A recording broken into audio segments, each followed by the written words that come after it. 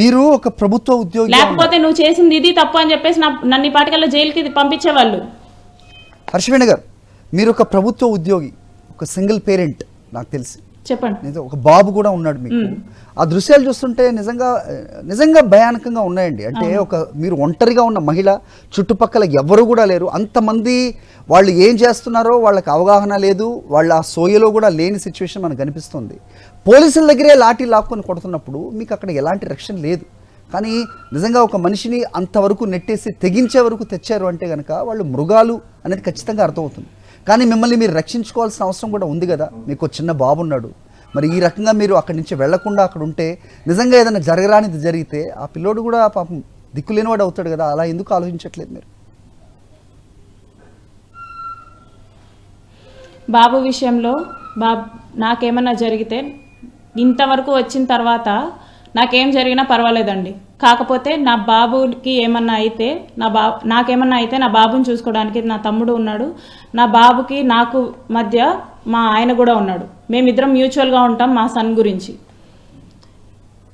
వాడికేం problem లేదు. కానీ మా అమ్మ ఫ్యూచర్లో వాడు చూసిన తర్వాత మా అమ్మ ఇలా ఒకటి చేతిలో మోసపోయింది, ఏం చేయలేకపోయింది, అలాంటి దానికి కడుపును పుట్టాను అనేసి చెప్పుకోవడం కంటే మా అమ్మ గట్టిగా పోరాడి అవతల వాళ్ళ చేతులు చాలా దారుణంగా చచ్చిపోయింది అని చెప్పుకోవచ్చు. ఇప్పుడు ఈ ప్రస్తుతం ఈ తాతన్శెట్టి నాగేంద్ర అని ఎవరైతే ఉన్నారో ఈ అరవ శ్రీధర్ పై వేసిన కమిటీలో ఆయన కమిటీ సభ్యుడు. ప్రస్తుతం ఆయనే మీ మీద పోలీసుల లాఠీ తీసుకుని మరి మీ మీద దాడి చేస్తుంటే మీరు ఈ కమిటీ నుంచి మీకు ఎలాంటి న్యాయం జరుగుతుందని మీరు అనుకుంటున్నారు? అతను జనసేన ఇన్ఛార్జ్ అండి, త్రిసభ్య కమిటీ సభ్యుడైతే కాదు. ఆయన జేఎస్పీ ప్రతినిధి, స్టేట్ ప్రతినిధి అని అంటారు అతన్ని. ఓకే, ఎప్పుడు శ్రీధర్తోనే ఉంటాడు. శ్రీధర్ ఏం మాట్లాడాలన్నా సరే తాతంశెట్టితో డిస్కస్ చేసే మాట్లాడతాడు. So Sridhar own decision maker కాదనమాట ఇక్కడ. ఆ విషయం తనే నాకు చెప్తాడు. సో తాతంశెట్టి అనేవాడే నిన్న ప్రలోభించింది మాత్రం శ్రీధర్, రెచ్చిపోయింది మాత్రం తాతంశెట్టి నాగేంద్ర, నవీన్, మహేష్. సో బాగున్న రోజుల్లో చూడొచ్చు హర్షవేణి గారు, సో బాగున్న రోజుల్లో నిజంగా సన్నిహితంగా ఉన్న మీ ఇద్దరి మధ్య పర్సనల్ మ్యాటర్ నేను ఇక్కడ మాట్లాడదలుచుకోవట్లేదు. మీ వ్యక్తిగత వ్యవహారం, మీరు ఏ రకంగా దగ్గరయ్యారు, ఎందుకు అయ్యారు అనేది నేను ఇక్కడ మాట్లాడను.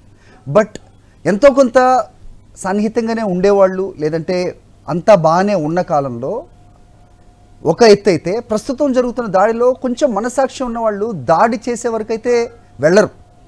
నిజంగా దాడి అక్కడి నుంచి ఆ అమ్మాయిని వెళ్ళిపోమని చెప్పడమో, లేకపోతే మనం వేరే దారి గుండా వెళ్ళడమని చెప్పడమో ఏదో చేస్తారు.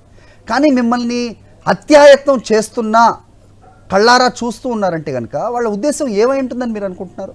అరవ శ్రీధర్, అరవ శ్రీధర్ ఉద్దేశం ఏముంటుందండి? 1.5 సంవత్సరం నాతో యాక్టింగ్ చేశాడు. ఇది ఎక్కడ నన్ను బయట పెడతాదో అని చెప్పేసి భయపడో మరి యాక్టింగ్ చేశాడు. నేను నిన్ను పెళ్లి చేసుకుంటానని చాలా గట్టిగా నమ్మించి నన్ను హోల్డ్ చేశాడు. ఆల్ ఆఫ్ సడన్గా నాకు అందరినీ దూరం చేసేసి, నా ఫ్యామిలీని అందరినీ దూరం చేసేసి ఒంటరిదాన్ని చేశాడు.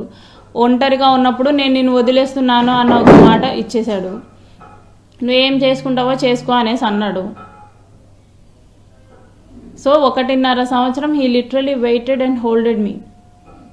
ఇప్పుడు అతను అసలు రంగులు చూపిస్తున్నాడు. ఇది అసలు అరవ శ్రీధర్ అనమాట. నాతో ఉండింది మొత్తం యాక్షన్.